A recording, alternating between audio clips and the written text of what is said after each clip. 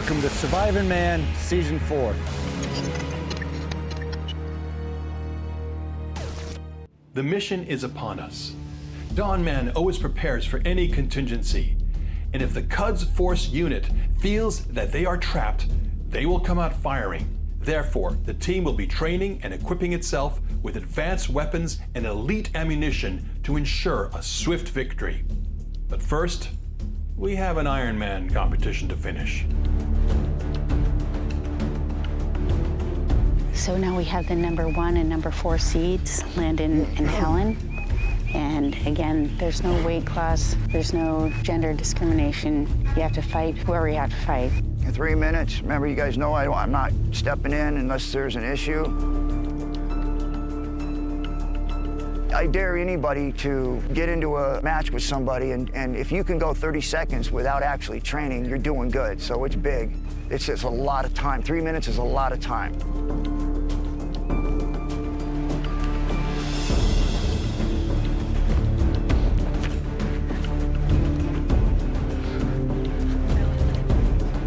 You good? Oh, okay, good. Good work. Winner, hey, nice work.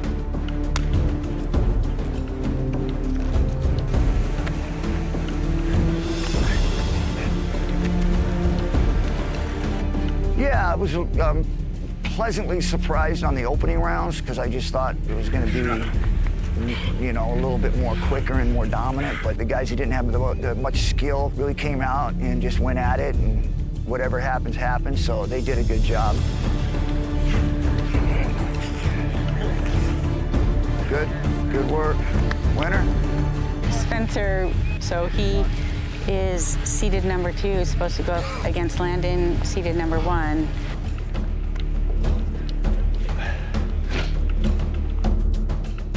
Whoever wins that first takedown, it's going to be pretty dominant.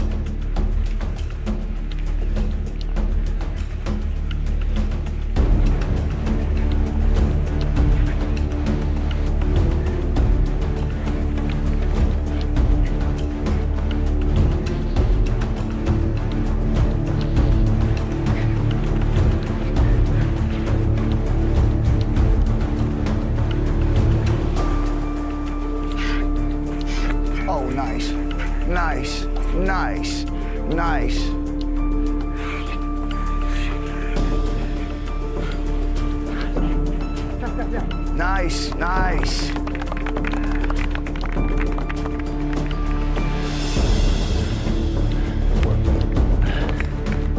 All right, we have second and third now for second and third.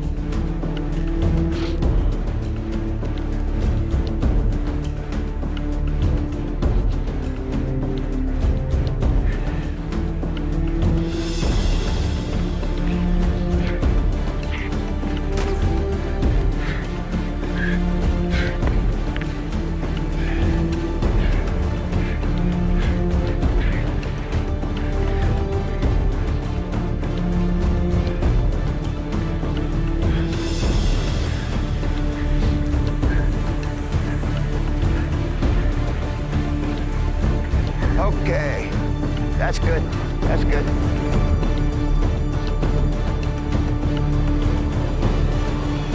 Ken, that was incredible. That Iron Man was incredible. The grit they all showed, that was impressive. I mean, you put them through the ringer. I think that, you know, with all the challenges that they had to go through to actually get to this point, a lot of people are used to being on a mat and not being in the grass and not, you know, having that smooth system, but they worked through it and did it. To all of you, I am honored to have worked with you, and I appreciate the time I was able to spend with you. So congratulations, you guys. Very good.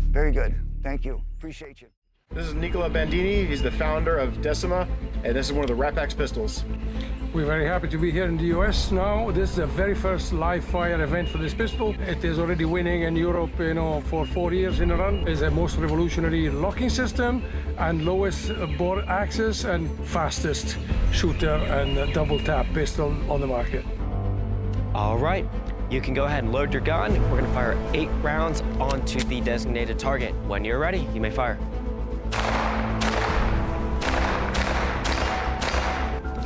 Drop the mag, set the gun down, take a step over to the other gun, load 8 rounds into the other target.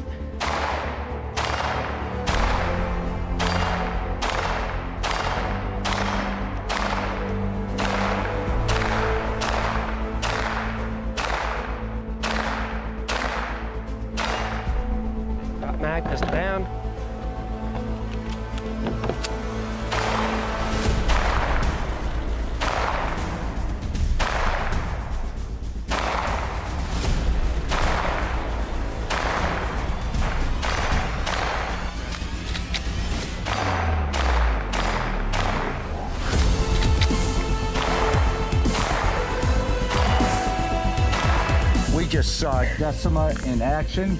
The quality, the characteristics, the speed this weapon fires, that is one quality weapon. We love it. Thank you so much, sir, for being Thank here you. with us.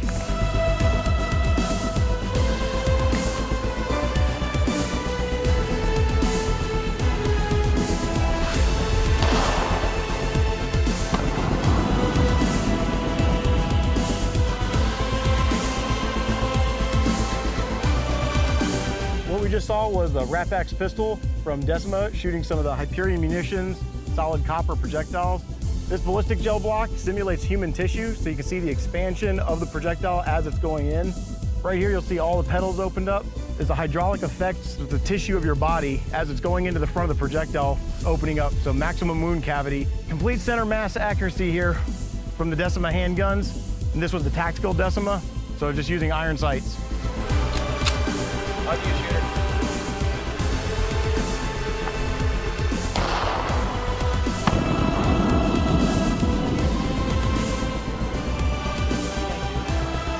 You can keep it, we're staying here. What we just saw for the second time was a shooter who's never fired the Decima Rapax pistol into a ballistic gel block, which simulates human tissue, shooting some of the veteran ammo, solid copper expanding rounds. As you can see, the petals have full expansion after going about 16 inches worth of ballistic gel block.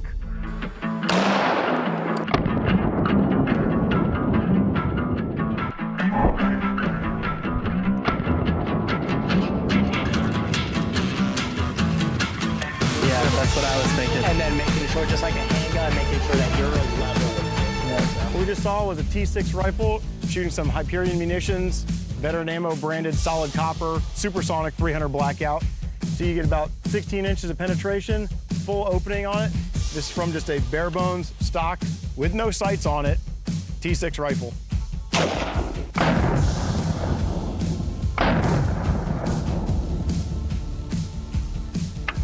That's so cool. The second time with the second shooter, unfamiliar weapon system, no sights. T6 rifle, veteran ammo, solid copper projectile, expanding, about 16 inches of penetration, full opening into the ballistics gel. Okay, we can't wait to put this to use. Can you tell us a little bit about it? This is one of our flagship rifles from T6. This is the Diablo. This has a patented TCS barrel system on it, which you can see by the barrel nuts up here. They can be adjusted for any type of ammunition, and they take 100% of the flip and rise out of the barrel.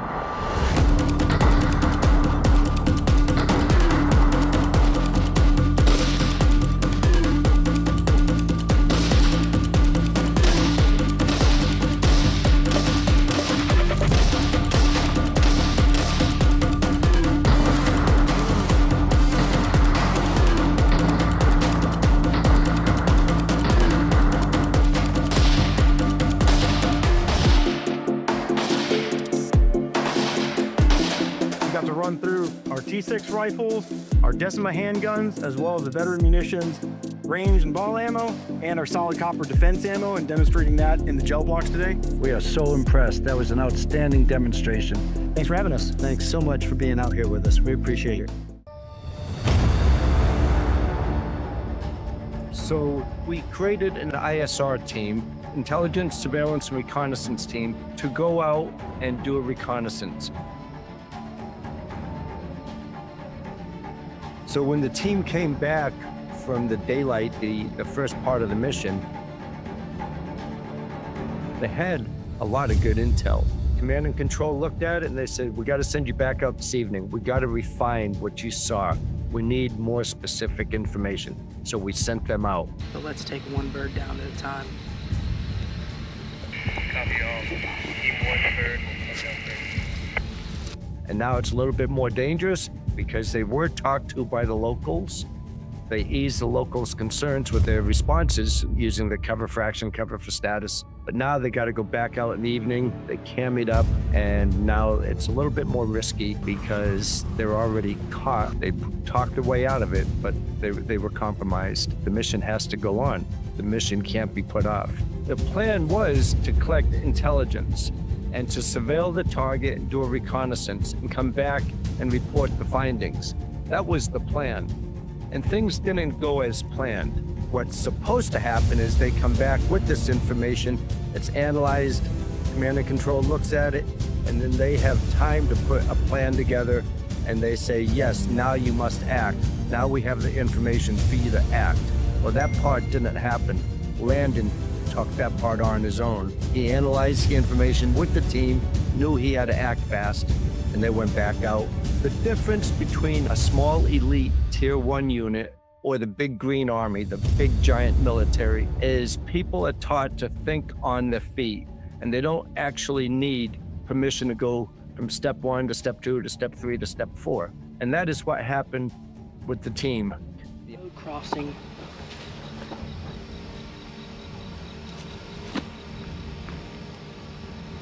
ISR team went out there to gather more information. They had all the support they needed.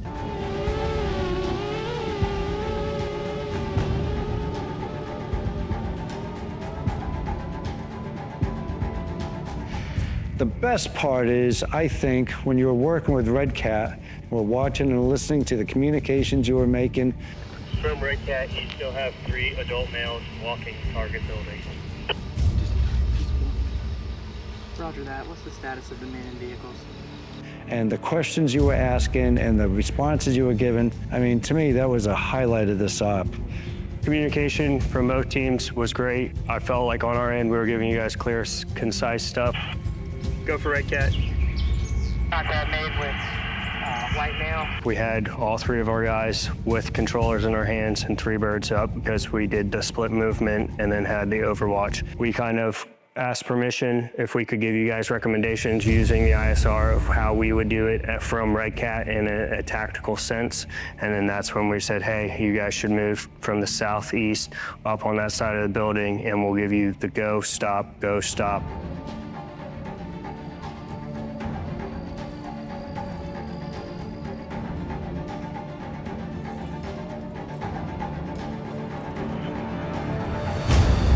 Every time we came at you guys with something, you had confident and real answers. So everything was accurate. It was very reliable information that we were getting. Definitely worth the wait as far as we're concerned for intel and tech. Awesome, I appreciate it. And as you can see now is what ISR brings to the table. You can see stuff on the ground all day long, but when you have eyes in the sky over you and you have a full 360 view of multiple aircraft, multiple locations, you know where Team 1 is, where Team 2 is, what is happening at your target building. So that will always give you your best essay of going into situations like this.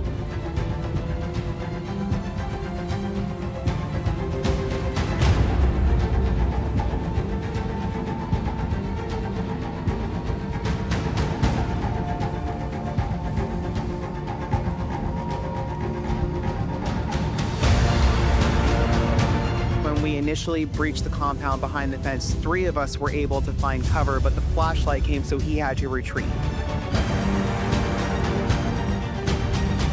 There wasn't enough space for another person to actually find concealment. So you got stuck in a bad situation.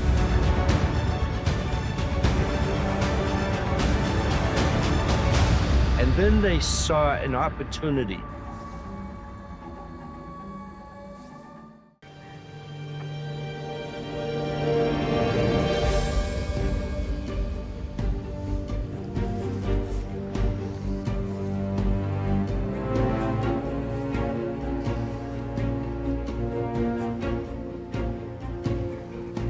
Landon was the team leader.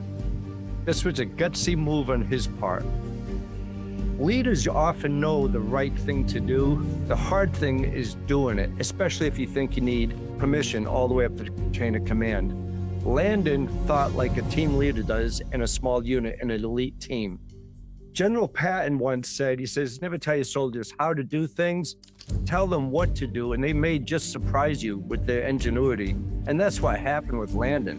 He saw an opportunity for the team to go enter into the target and disrupt it, destroy what was going on inside. So this was a reconnaissance op. What made you decide to go a little bit beyond the reconnaissance? Well, I've had quite a bit of lockpick training and had a good feeling that I could get the door open if I could get to it. And then when I requested for permission to breach, we got it. And I just said, what the heck, let's go for it. In the regular big military, he would have been reprimanded for not following the rules the way it was planned and briefed. But it was mission success, 100 mission success. Because there weren't any sentries around, right? You didn't have the breaching tool. I actually even asked Helen for the accurate. You got your breaching tool with you? And she didn't have it, but it's okay, it was a reconnaissance op. But you had a book with lock combos just with you? Yeah. Phenomenal. So this is supposed to be a two-stage op. You're going to do the recon today, get the information if it was a place where they're building drones, come back, and Red Cat was going to verify it, and then we're going to say, okay, you have a mission for tomorrow. But that all changed because of what you did.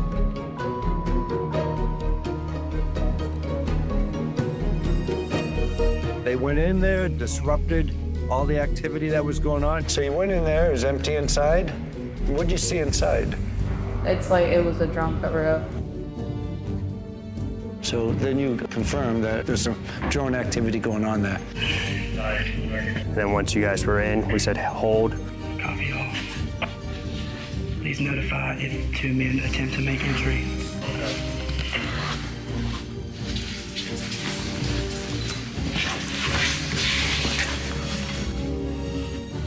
Waited for you guys to clear, and you guys were able to exfil with being undetected. So I believe that was great work on everyone, listening and being patient and holding, even though you know you had people on the outside that could spot you at any time. And that's when we authorized Red Cat to strike. We got all the information we needed in the ISR mission. Everything worked out fine. And it was something you don't see too often. It was thinking on your feet, knowing this is the perfect opportunity. If we don't attack now, we might not get another chance. Time was against them, and they knew that. And Landon made a very courageous, bold move that was very successful. You guys have been in communication for exactly 12 hours with those guys. Very little work training, but look at what happened in this one evolution. Now think about those cats working out with platoon level and doing drilling and drilling and drilling and drilling. Do you see the advantage that Red Cat is delivering? That is what I get out of this. I go, imagine if you guys, your team, had been working for 3 months. I mean, that's a fantastic platform. Yeah, but one thing I think for you is I think you felt comfortable because you had Overwatch and ISR that could guide you saying, hey, stop, go, stop, go. I had 100% confidence in your ability to give me the information that I needed, and I had 100% confidence in the team. Mission success for sure. Thank you, Pete. Yeah, appreciate it very much, Pete. Thank you guys for letting us work for you. So welcome to the fire.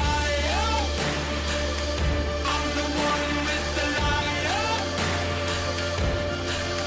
Feel it burning through your veins as we're walking through the flames, getting higher.